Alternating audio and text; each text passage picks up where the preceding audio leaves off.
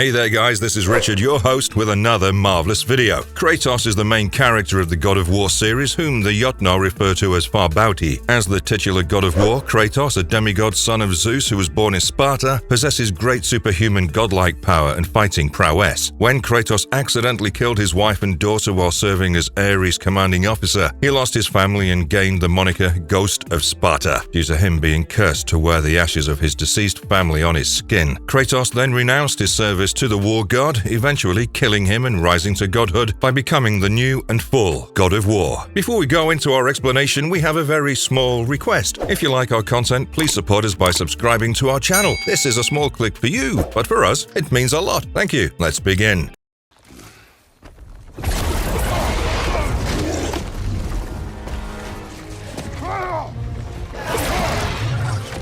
After successfully carrying out his revenge, Kratos fled into the Norse gods' universe and settled in Midgard in ancient Norway. There, he married Faye and had a son named Atreus. After the boy's mother passed away, they traveled together to scatter her ashes at the highest peak of all the 9 realms. During his life in Greece, Kratos is exceedingly vicious, careless, and destructive for the majority of the series, ready to kill anybody who stands in his path, including innocent bystanders. His inability to take full responsibility for his acts is further demonstrated by the fact that he frequently attributes his suffering to the gods while downplaying or rejecting his role in it. He also exhibits a great deal of stoicism and silence, speaking only when absolutely required, and frequently just that. He's an extremely courageous and completely fearless fighter who is not scared of any adversary regardless of power, number, or even species, making him capable of facing down humans, monsters, and even immortals. Despite his ruthless acts, Kratos has a strong affection for his deceased wife and daughter, whose deaths drove him insane. Kratos is only depicted as being content when he momentarily reunites with his daughter Calliope, thanks to Persephone. In the Nordic realm, Kratos starts to repudiate his past and develops into a more stoic demeanor after destroying Olympus, getting remarried, and having Atreus in Norway. He only loses control when provoked or threatened. When punishing his son, he occasionally tends to lose control, although he almost always recovers before inflicting any harm. When asked about his previous behavior, he also accepts full responsibility for his crimes in Greece, frequently displaying profound remorse and regret, and occasionally even experiencing despair. He also violently begs Mimir not to refer to him as the Ghost of Sparta, since he hates the name. He's also more sensitive to other people's feelings, as seen by the strong reprimand he issues to Atreus when the latter questions Sindri about the cause of Brock's blue skin, while he does not. Kratos has drastically matured, and as a result, he feels ashamed of his past and wishes to hide it from his child. He finally understands that being honest with Atreus about his sins would help him learn from Kratos' errors and avoid going down the same dark path as he did. Kratos is now seen to be considerably more courteous toward people who support him and has enough heightened awareness to know how to avoid making enemies out of others. He no longer murders except in self-defense and doesn't see the value in murdering a weakened adversary. When Atreus learns that he's a deity and loses his mind, as a result, he even attempts to be the voice of reason. Kratos dislikes Brock and Sindri, yet he never treats them badly and even trusts them to fix his equipment. Overall, Kratos is so much more mature and wise, as if he's truly battle-scarred, but has attempted to only learn from his mistakes. He does not wish to indulge in senseless violence anymore and repeatedly portrays his anger towards someone trying to make him their monster. Now that you know the general background about Kratos, join us as we jump straight into the actual mythology that surrounds the character and his complete story arc. Disclaimer: the following story will contain spoilers for God of War Ragnarok, as we'll attempt to brief you about the story.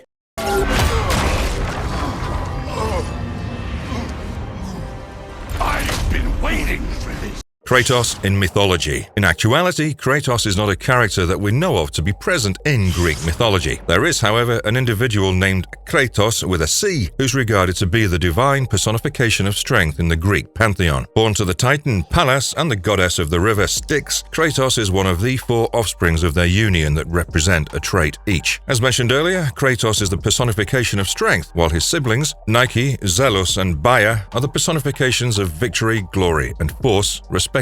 One of the few mentions of Kratos in Greek mythology comes from Hesiod's Theogony. In the poem, it's mentioned that Styx approached Zeus and requested a place under his rule. Zeus, in turn, respected her offer and awarded her and her offspring with admirable positions in his kingdom. The first section of Aeschylus's Prometheus Bound featured Kratos alongside his sibling Baia in prominent roles. In the tragic tale of Prometheus, Kratos and Baia escort the bound Titan onto the stage while posing as Zeus's emissaries. Following that, as retribution for Prometheus' theft of fire, fire, Kratos orders the relatively benign blacksmith god Hephaestus to bind him to a rock as punishment. Kratos is shown as being cruel and ruthless, frequently making fun of both Hephaestus and Prometheus and promoting the use of needless bloodshed. He argues in favor of Zeus's repressive authority and asserts that Prometheus will never be freed from his restraints. Although the individual Kratos is not far off in similarities to that of the Kratos we know and love, Stig Asmussen, the director of 2010's God of War, revealed that the name Kratos was simply a happy mistake, and there were no direct correlations to be made between the two. It feels as if the stars aligned in creating one of the most compelling characters in gaming history, as even the creators of Kratos were not completely aware of what their actions were entailing for the rest of the series. According to God of War 2018, the Jotnar referred to Kratos as Forbauti in their shrines. Forbauti, literally meaning cruel striker and also interpreted as lightning, was the name given to Kratos due to his nature and origins. In Norse mythology, Forbauti is recognized as one of the Jotuns, husband to fellow Jotun Laufey and father to the god of mischief Loki, Boylester and Helblindi. In Snorri Sturluson's iteration of the prose Edda, written in the 13th century and in poetry from the Viking Age, we can see mentions of Forbauti as the deliverer of lethal blows while they talk about his might. It's believed that the observation of the natural events surrounding the emergence of wildfire served as the source of inspiration for Forbauti's name and persona. Join us as we'll now dwell deep into Kratos' lore throughout the plethora of installments in the highly esteemed series God of War. Moved, and with that curse, all would know him for the beast he had become. His skin white with the ash of his dead family, the ghost of Sparta.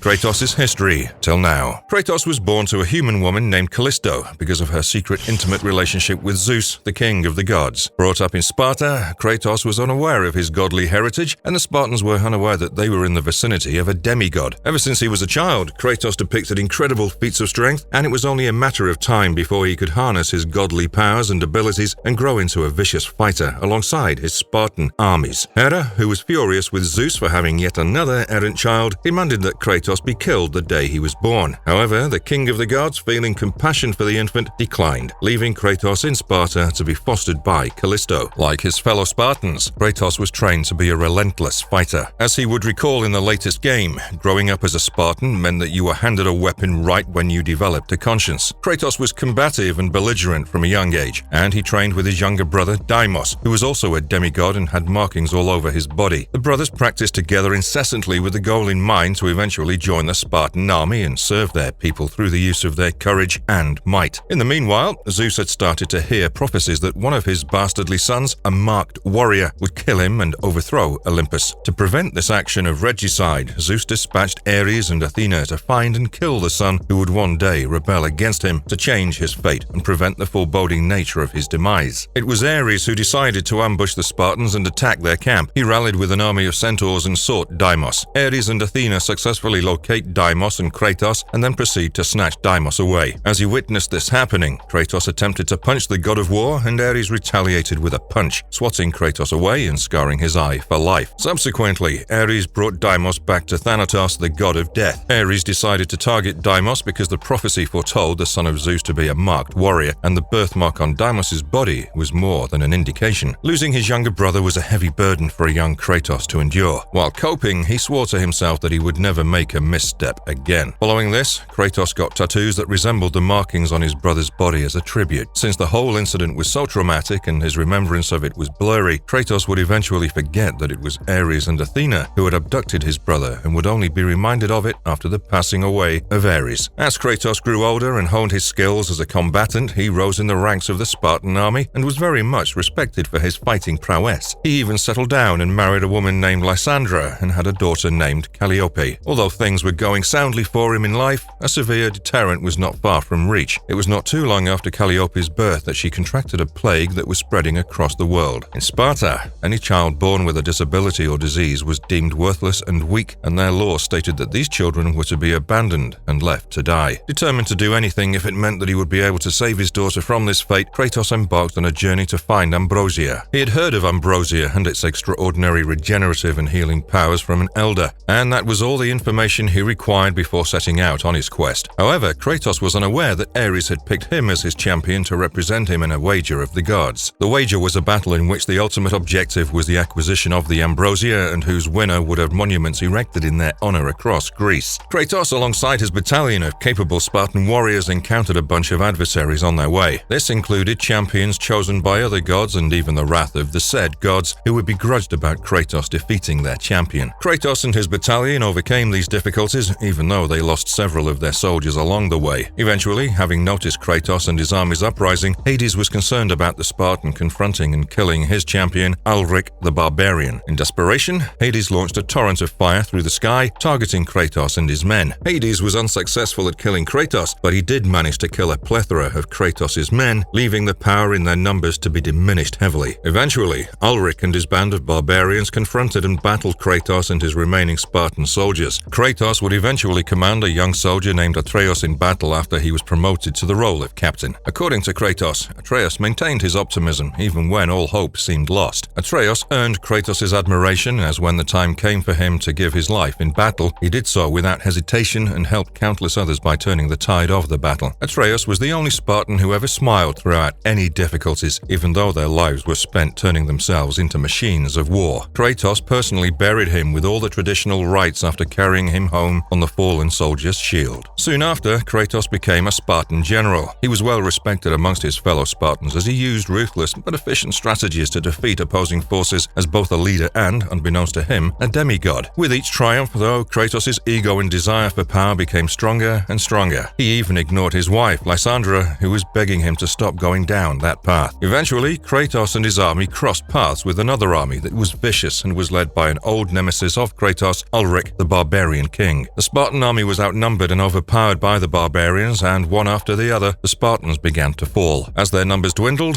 Kratos was left alone and at the mercy of the Barbarian King. Ulrich was hell-bent on killing Kratos and, in doing so, avenging his father's death that was caused due to his unsuccessful attempt at acquiring the ambrosia. Knowing that the scenario would result in his demise, Kratos called out to Ares, the god of war, as a last resort. Refusing to accept his loss, Kratos presented Ares with a deal. He promised his allegiance and perpetual servitude to the god of war in exchange for his triumph over the barbarians. Ares was pleased to hear this offer and quickly agreed to it. The god of war then proceeded to kill all the remaining barbarians and then gave Kratos the Blades of Chaos as a symbol of his subjugation. As soon as Kratos acquired the Blades of Chaos, he used them to slice Ulrich's head off, resulting in yet another victory for the Spartans.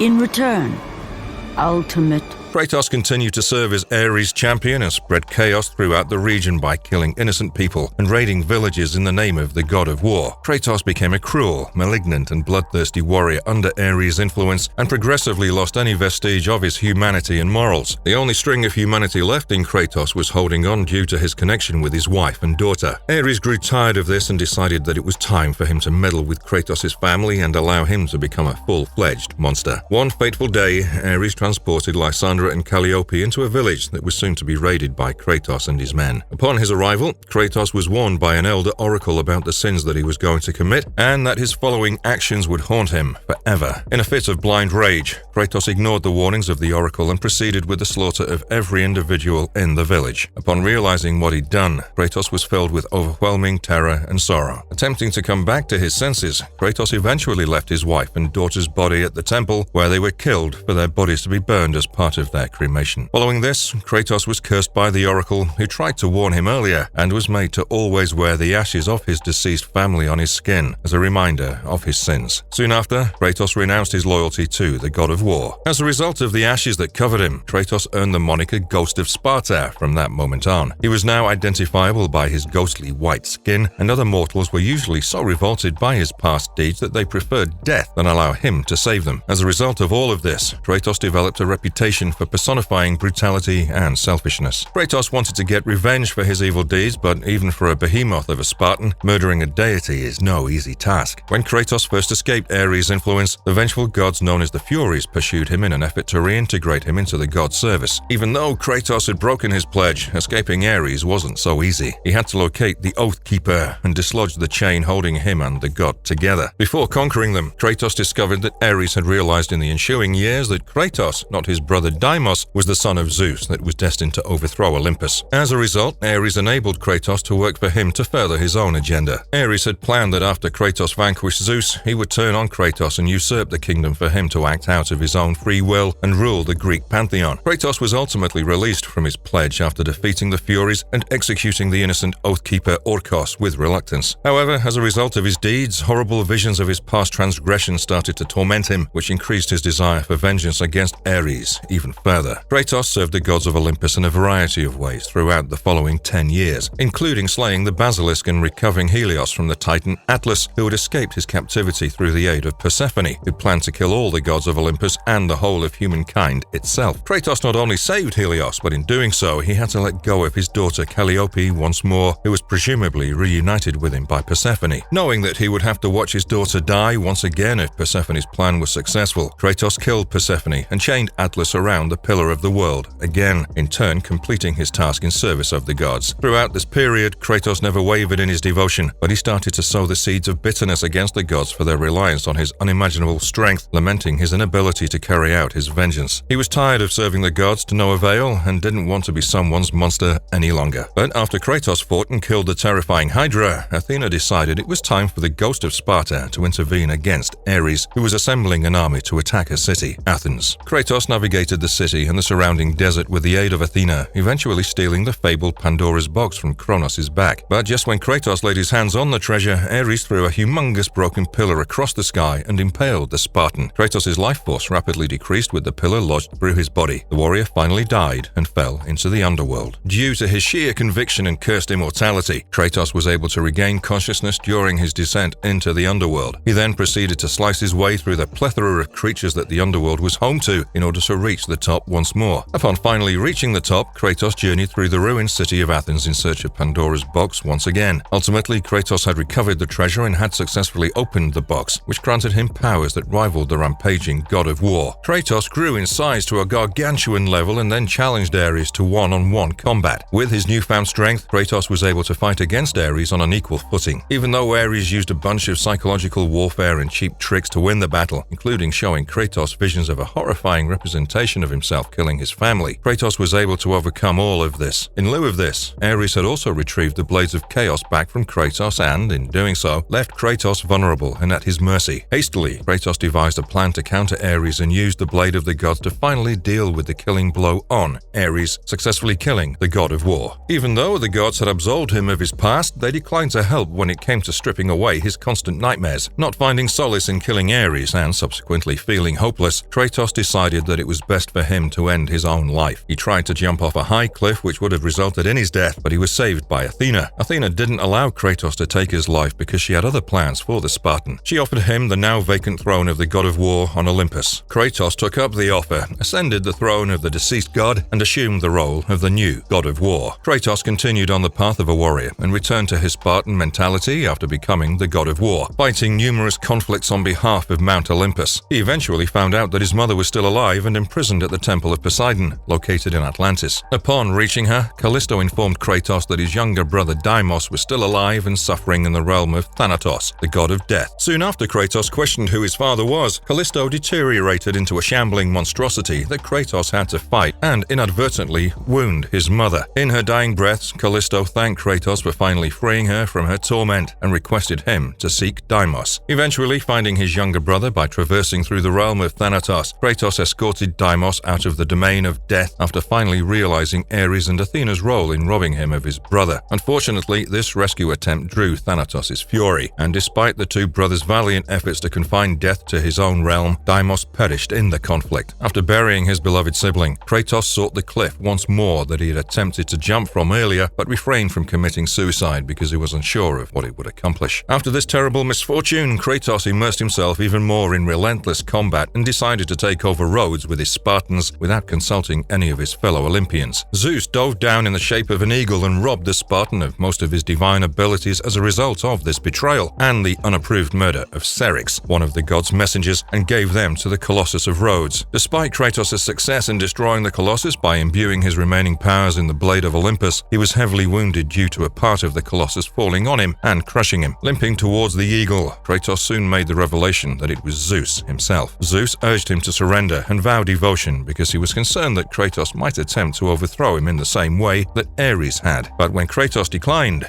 Zeus attacked and slashed him to death with the blade. Kratos was horrified when Zeus used the power of the blade to slaughter everyone else who had been present during the Battle of Rhodes, especially the majority of the Spartan soldiers. Kratos vowed that Zeus would be held accountable for his betrayal as he passed away. The underworld's hands dragged Kratos to the ground, but suddenly Kratos was saved. His wound was healed and he was given the strength to avoid death once more by the Titan Gaia, who had been observing him his entire life. Retaining some of his godly powers, Kratos managed to fight his way out of the underworld, and once he was resurrected, he informed the remaining Spartan survivor to go back to Sparta and be ready for combat. Kratos then tried to fly back to Olympus to exact his vengeance using Pegasus, a gift from Gaia, but he learned that he could no longer enter Mount Olympus because he was no longer a god. Kratos and Pegasus were given the order by Gaia to hunt out the Sisters of Fate. She told him that he could use the Sisters' ability to go back in time to restore his godly abilities, his divine rank, the Blade of Olympus, and to exact revenge on Zeus. Following Gaia's guidance, Kratos went backward through time to confront Zeus again, this time with the Blade of Olympus at his side. After slaying the sisters and taking down a large number of Greek heroes, including Perseus and Theseus, as well as killing them all. Finally, head-to-head, Kratos faced Zeus in a glorious final battle after going through a series of difficulties to reacquire his godly powers. As the fight was raging on, Kratos attempted to deceive Zeus with an appeal for paternal affection, and once he found his opening, Kratos seemed ready to slay his father for good. But as he was preparing for his final strike, Athena appeared and begged for Kratos' forgiveness. When Kratos objected, she stood up for her father, and as the Spartan defiantly charged his strike, Athena defended Zeus from the fatal blow and allowed him time for an escape by taking the attack on herself. She pleaded with Kratos to quit his never-ending desire for vengeance, warning that it would wipe out the entire humankind as the godhood drained from her gaping wound. Even in her final moments, Kratos refused to change his mind, vowing to exact retribution on all the Olympian gods. He then set up the retaliation of a catastrophic confrontation between two unstoppable forces by using the Sisters of Fate's time-traveling abilities to go back to the Titanomachy and bring back the Titans from the past to battle the gods of Olympus. Zeus, who severely weakened after his battle with Kratos, summons a gathering of the gods and implores them to set aside their differences and band together to fight their common foe, Kratos. Later, the gods watch down in horror at the ascending Titans, who are now joined by Kratos as Mount Olympus starts to quiver. The dominion of the Olympians was now at the mercy of the ghost of Sparta as he raged toward them alongside the Titans. The Titans and Olympians engaged in war, and Kratos almost quickly found himself deceived once more. This time, Gaia flung Kratos into the river Styx for the third time, treating him like nothing more than a serviceable weapon. Kratos ultimately located Athena's ghost, who pleaded with him to exact revenge on Zeus, stating that her passing had given her a fresh perspective on the struggle. She gave Kratos the Blades of Exile as a sign of her confidence, and he used them to leave the underworld and confront the gods who awaited him. Kratos had killed gods in the past, but he had made every effort to stay as far away from the Olympians as he could. With renewed zeal,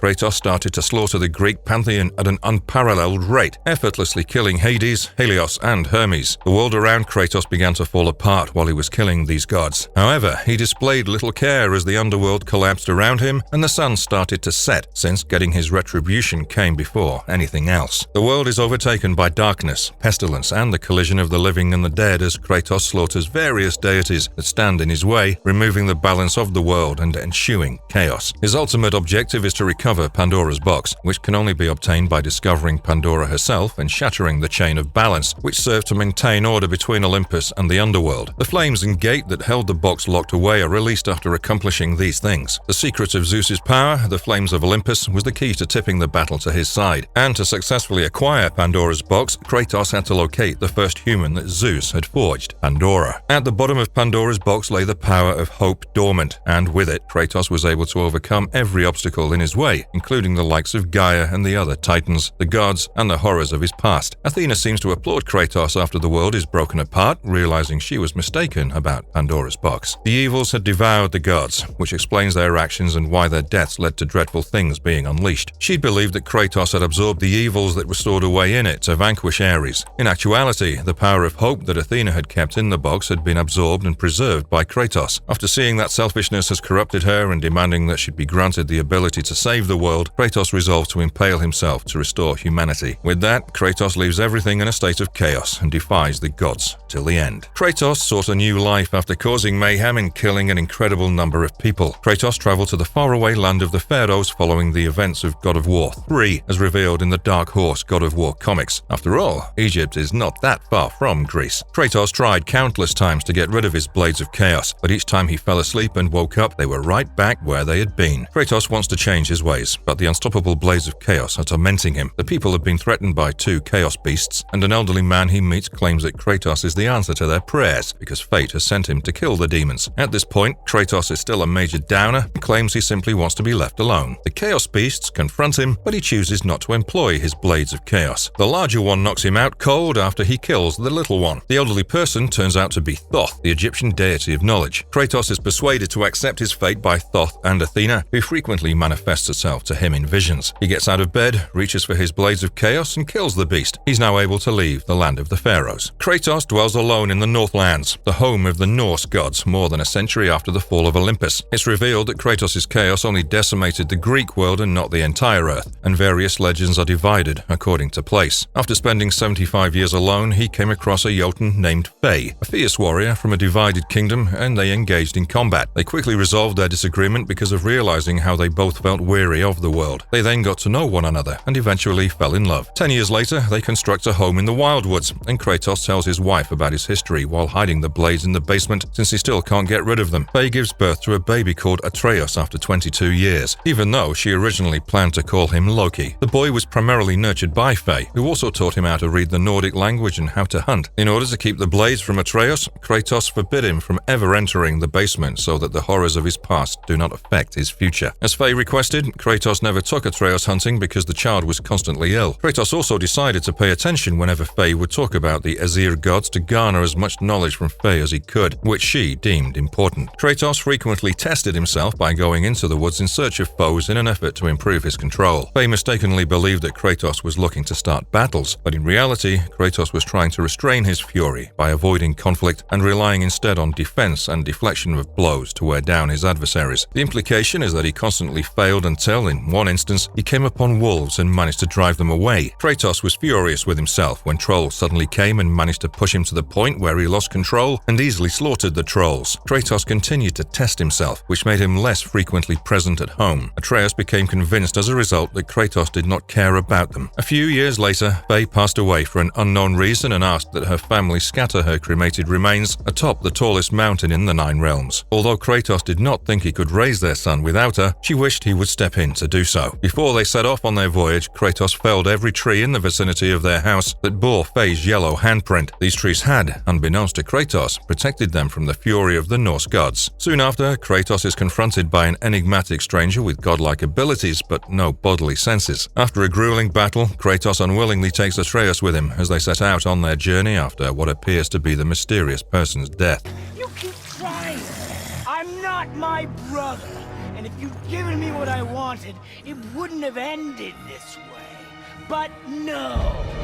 Kratos and Atreus quickly face numerous obstacles on their voyage and overcome them. They also encounter a mysterious but hospitable witch of the woods who offers assistance in her own unique way after they save her boar from being accidentally shot by Atreus. They also encounter the dwarven Huldra brothers Brok and Sindri, who enhance their weapons during their trip. When Kratos and Atreus arrive in the Lake of Nine, they come upon the only remaining Jotun, the enormous and benevolent world serpent Jormungandr. They accept assistance from the witch to use the Bifrost to journey to Alfheim and obtain the light after running into an impenetrable black mist that can only be extinguished with the light of Alfheim. After overcoming the mist and climbing Midgard's peak, Kratos and Atreus learn that the stranger who attacked them is still alive and is accompanied by the sons of Thor, Magni, and Modi, who are questioning a prisoner who's been identified as Mimir. Kratos and Atreus face Mimir after they've left, who explains that the stranger is Baldur, an Aesir and the son of Odin, who is the paranoid All-Father and ruler of Asgard. The tallest peak in all 9 realms is actually in Jotunheim, but access has been restricted there by Odin and Thor, according to Mimir. But Mimir is aware of another passageway that they can traverse through to reach their final destination. He requests Kratos to sever his head and free him from his captivity, and it's later revealed that the Witch of the Woods is the Vanir goddess Freya. Although Freya and Mimir caution him to tell Atreus about his actual nature as a god, which Kratos keeps a secret from him, Kratos initially mistrusts her. Kratos, Atreus, and Mimir's heads are ambushed by Modi and Magni as they look for the path parts needed to activate Jotunheim's portal. Magni is killed by Kratos and Modi flees. However, he later comes and ambushes them. Atreus becomes unwell as a result of the mental paradox of a deity believing himself to be mortal, despite Kratos' efforts to repel the truth from him. Kratos is given the mission by Freya to find a specific troll's heart in Helheim, but the Leviathan axe is worthless there. Athena's ghost follows Kratos home as he digs out his old weapons, the Blades of Chaos. Upon acquiring the heart of the troll, he even has a sinister vision of Zeus that haunts his mind. After curing Atreus, Kratos decides that the truth has eluded Atreus for far too long and proclaims to him that he is a god. Then, as they continue on their journey, Atreus' arrogance grows and he kills Modi in their second confrontation against Kratos' orders not to. Following this, Baldur surprises them at the top of Midgard. After Atreus foolishly engages Baldur in combat, the latter goes on to shatter the portal to Jotunheim and casts the heroes into Helheim. While attempting to escape from Helheim, Atreus and Kratos talk about the issues, and Kratos provides much-needed insight to Atreus while the latter attempts to correct his ways. They also learn that Baldur is Freya's son. Baldur is impervious to all physical and magical threats, thanks to a spell that Freya desperately tries to shield him with, but it also prevents him from experiencing any joy in life, which makes Baldur vividly hate his mother. As Mimir makes his way back to Midgard, he finds there's an alternate route to Jotunheim, but he'll require his lost eye. They get it from Jormungandr, who unintentionally ate it when he ate Thor's statue, and when Baldur attacks them again, Freya steps in to try to save her son. Baldur gets struck by Atreus' mistletoe arrow during the battle, breaking Freya's spell. Baldur is defeated after a fierce battle, and despite being given a chance to flee, he instead tries to strangle Freya, causing Kratos to kill him in the ensuing struggle. Freya, who's inconsolable, vows vengeance and makes a mockery of Kratos for masking his true nature. Finally, Kratos shares with Atreus his background and how he'd murdered other Greek gods, including his father, Zeus. Atreus cries, and Kratos advises him to take lessons from his mistakes and not make the same ones again. Mimir hopes that Freya will ultimately move on and realize Kratos made the right decision as she silently departs with Baldur's corpse. When they finally reach Jotunheim, they discover a temple with a mural that depicts their journey, proving the giants had predicted everything that would occur as well as a general outline of what was to come. They also learn that Faye was a giant who chose to remain in Midgard, which gives Atreus the characteristics of a deity, giant and mortal. Baldur's fight with them was also foreseen, establishing that he'd been pursuing Faye the entire time because he was unaware that she was dead. It's also revealed that Atreus' mother gave him the name Loki. Then, as promised, Kratos and Atreus scatter her ashes at the peak, which has a view of a valley filled with the remains of giants. Later, Kratos tells Atreus that his birth name was of a kind-hearted Spartan friend. Mimir warns them upon his return to Midgard that the 3-year Fimbulwinter has begun, indicating that Ragnarok will soon follow, which was not supposed to happen for another 100 years. We then see the father-son duo after a few years have passed. Atreus, now a teenager, seems much more capable of hunting and surviving on his own. Although he's not ready, he shows great promise. Since Fimbulwinter was nearing its end, Kratos and Atreus had to start preparing for what was to come. And the most important part of it all for Kratos was to prepare Atreus to survive and fend for himself. On one such day, as the two were returning home from a successful hunting trip riding their 2 wolves, Spaki and Svanna, they were ambushed by Freya, who was seeking revenge for what Kratos had done to her son. During the whole confrontation, Kratos remained vigilant about not wanting to hurt Freya in any way possible and simply defended himself from her vicious blows. Kratos still considered Freya a friend and was forever grateful to her for saving Atreus when he was sick. After finally escaping her grasp, the two reached the place where Fenrir was resting. They previously had a conversation about how Fenrir was doing, and although Kratos could see the truth, Atreus wanted to stay deluded and not accept that Fenrir was sick. Upon meeting up with Fenrir, Atreus holds the wolf in his arms as Fenrir finally rests by letting go of his struggle to stay alive. While the beloved pet dies in Atreus' arms, he unknowingly casts a spell that makes Fenrir's soul to be imbued within Atreus' dagger. Even though Atreus was unaware of this happening, Kratos was able to see the light escaping Fenrir's mouth.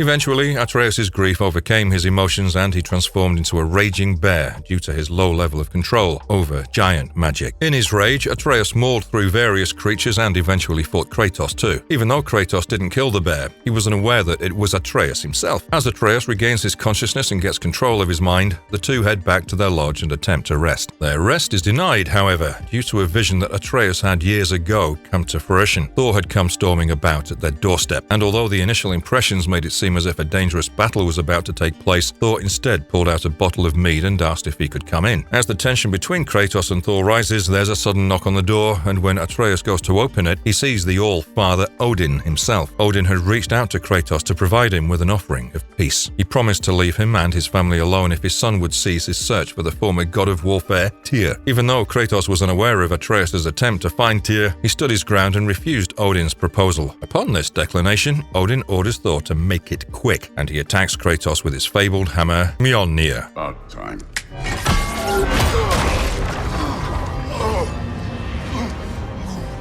I've been waiting for this.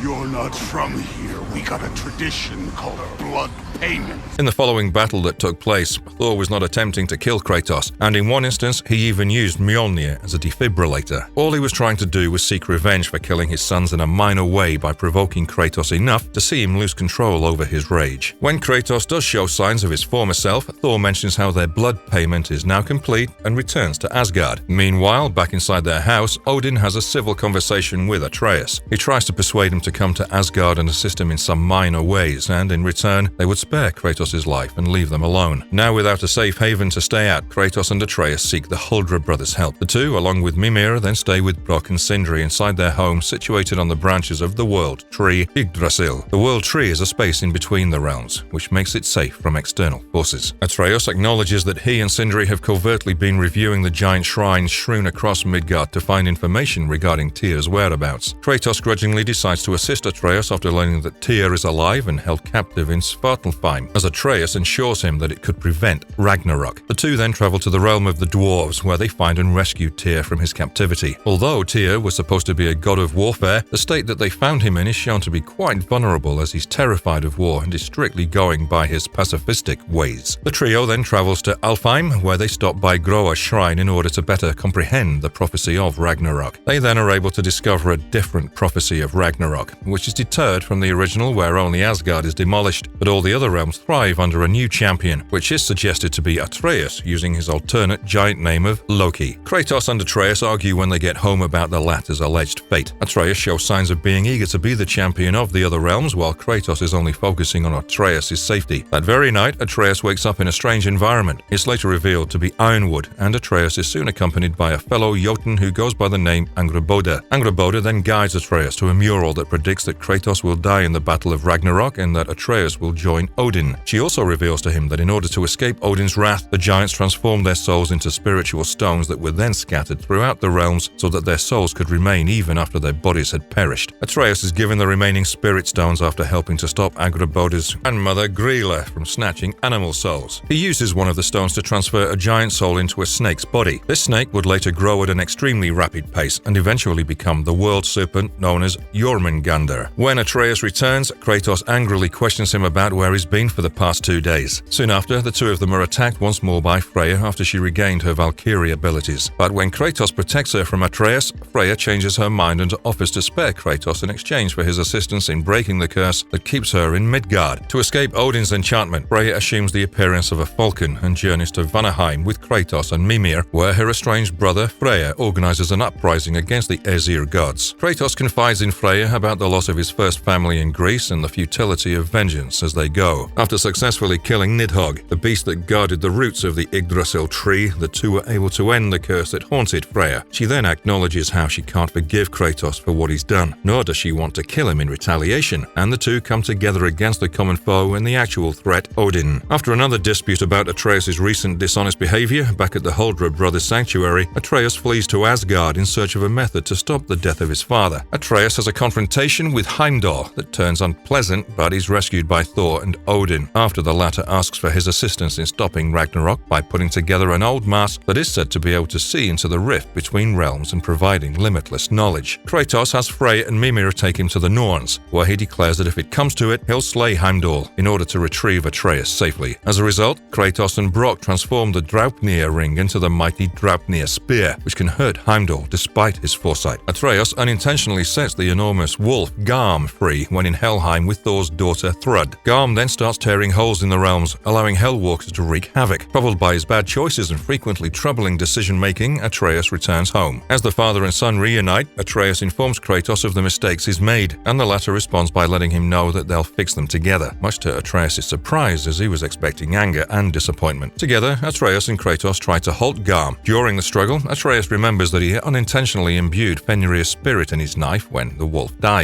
As a result, he revives Fenrir by injecting his soul into Garm. Reconciled, Kratos and Atreus head back to the refuge, where Atreus explains his understanding of Odin's treasured mask to the others. However, when they discover that Freyr has been taken prisoner by the Aesir, they put the conversation on hold. To save Freyr, Kratos, Freyr, Atreus, and Mimir return to Vanaheim. During this rescue mission, Kratos is separated from the group and is confronted by Heimdall. Even though Kratos attempted to spare Heimdall's life, the latter was displeased at Kratos' attempt to show mercy and termed it as disrespectful. Eventually, he forced Kratos into killing him, and after this, Kratos acquired the Gjallarhorn, which meant that Ragnarok was commencing. Kratos reluctantly agrees to let Atreus enter Asgard and complete the mask's reassembling to steal it from Odin. Despite Thor almost killing him, Atreus is successful and manages to flee back to the shelter using a one-way escape tool that Sindri made for him when emergency calls for it. When Tyr receives the mask from Atreus, he suddenly decides to fight and reveals that he knows of a hidden route leading to Asgard. Brock, who had been doubting Tyr's sudden change of heart, then notices that he's referring to Atreus as Loki. Upon constant questioning from Brock, Tyr starts losing his patience, which causes him to fatally stab Brock and reveal that he had actually been Odin the entire time. You know that ain't his name.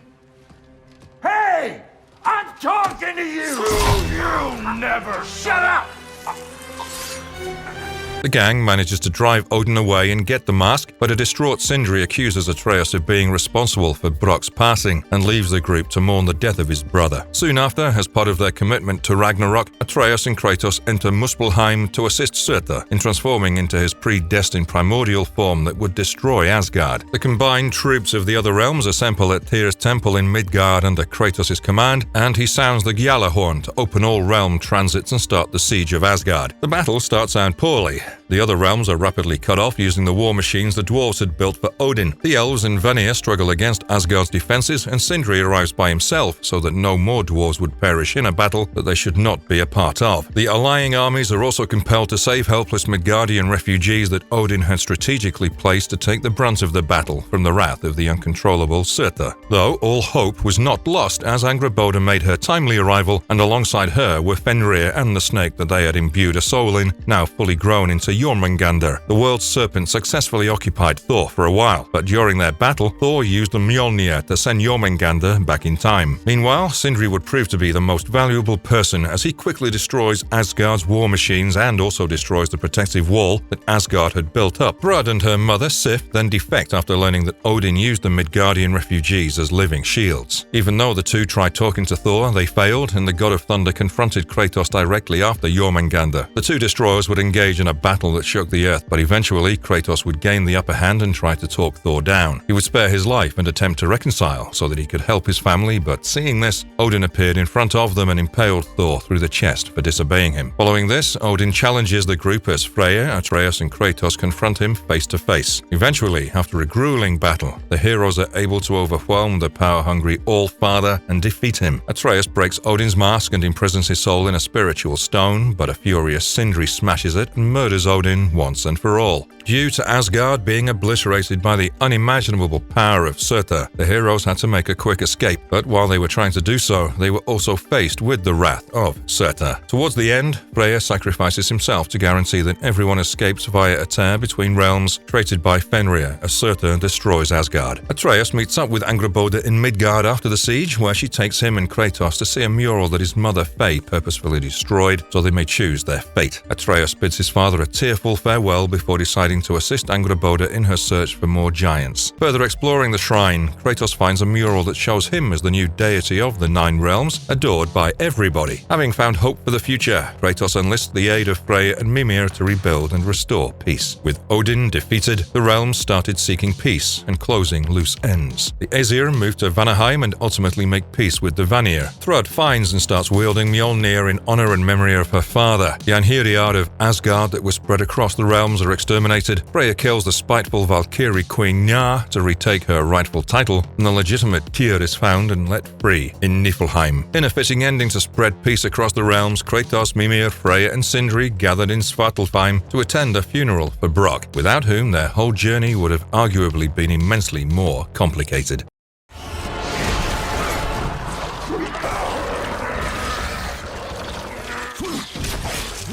What makes Kratos godlike powerful? Kratos was a demigod son of Zeus and had received rigorous military instruction from a Spartan school since he was a young child. This gave him great superhuman physical strength that was unmatched by any human, animal, or even any demigod. Kratos' might increases to transcend all Olympian gods and titans once he attained the power of hope and transformed into the god of war. His heavenly physical strength and talents have only gotten stronger with time, even though he lost the magic he possessed after moving from Greece to Norse. Even though he restrained himself, he was still readily capable of dispatching scores of the creatures of the Nine Realms and even managed to outmatch the strongest Norse gods, including Baldur, Magni, and even Thor himself. Even Odin was afraid of Kratos' power. He tried to broker a truce at first and resorted to threatening Atreus' life when the three of them clashed in Svartalfheim, and he only agreed to engage in combat once Kratos had been worn down by the battles of Ragnarok. Nevertheless, Kratos, along with Freya and Atreus, was a crucial player in overthrowing the All-Father and putting an end to his reign of terror. Wait, what?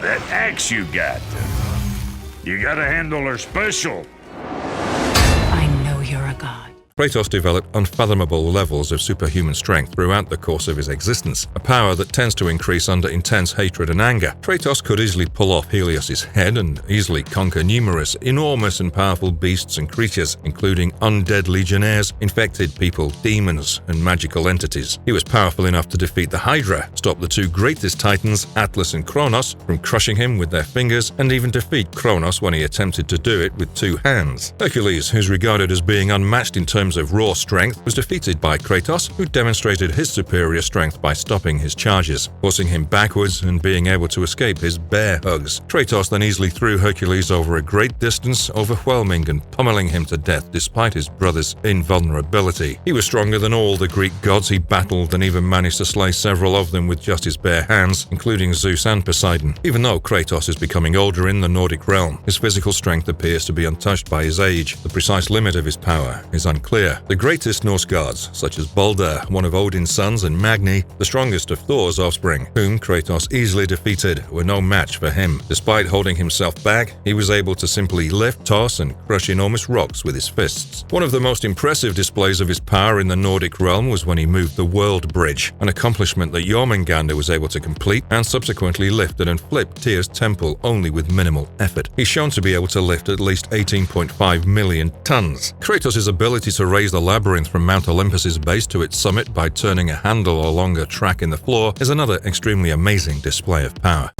Your son has returned.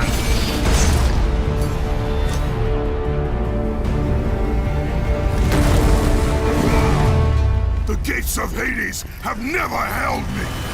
Kratos has been able to take on an impact force of literally 1.6 trillion newtons, which makes him extremely durable and capable of withstanding blows that would easily result in the death of any other individual. Although Kratos has extreme feats of durability while showing only weaknesses to godly artifacts or weapons such as the Blade of Olympus, he's not invincible and does feel pain. The biggest flaw that many of his adversaries have tried to exploit is his past, which still haunts him. Although his best attributes are his strength and durability, Kratos is also deceptively fast and can go up to extremely high speeds, through the use of which he's been able to compete with the likes of Hermes and the plethora of Valkyries. Kratos possesses exceptional agility, being able to swing on ropes to cover wide distances and leap extraordinarily high and far with ease. Kratos is a skilled climber that can navigate mountains, structures, and other obstacles with ease. Due to his ancestry and rigorous Spartan training that he's continued to maintain since he was a little boy, Kratos has a tremendous amount of stamina compared to a mortal man. This enables him to work non-stop for days on end without getting tired or sluggish. This allows him to perform amazing feats like spending days climbing the Temple of Pandora to get Pandora's box, or defeating massive enemies that require him to be continuously on the move. Kratos can feel danger quite well because of his keen senses and a keen awareness of his surroundings. However, occasionally even he can miss something. He could readily grapple with notoriously swift foes like satyrs, showing that his combat reflexes are incredibly rapid compared to other individuals. Kratos has an incredibly quick recovery rate from wounds, including some fatal ones, as proven by his facial facial scar from when he was a youngster and the scar on his belly from being wounded by the blade of Olympus, this does not provide immunity to scarring. Despite some effort on Kratos' part, he's shown a remarkable ability to will his body to almost instantly recover from wounds in the Norse realm. Kratos is a very skilled fighter who has a great command of both armed and unarmed fighting. In light of the fact that he's one of the most admired Spartan generals, his abilities were already excellent enough to allow him to be among the greatest fighters in Sparta. Kratos becomes significantly more powerful than ever after learning about his god powers and receiving training from the gods themselves, while performing a duty to them, enabling him to slaughter a large number of opponents and even outfight the gods. His talent was not at all hindered by his age, allowing him to hunt monsters with efficiency and defeat opponents like Magni, Balder, and even the 9 Valkyries. Kratos is an expert with all types of weapons used in warfare, including swords, spears, maces, and axes, thanks to his extensive training in Sparta since he was a young child and his experience from innumerable conflicts. He gained the Blades of Chaos and became Ares' champion, greatly enhancing his battle skills. Kratos is one such fictional character that no one should be willing to mess with.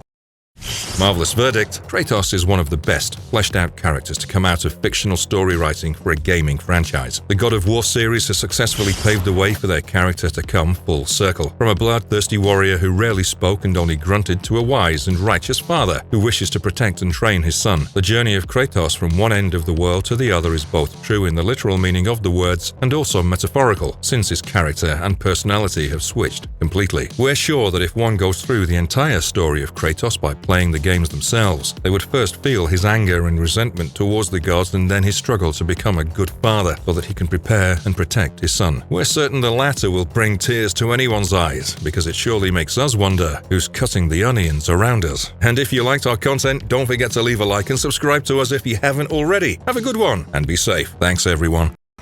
All Father has plans for him.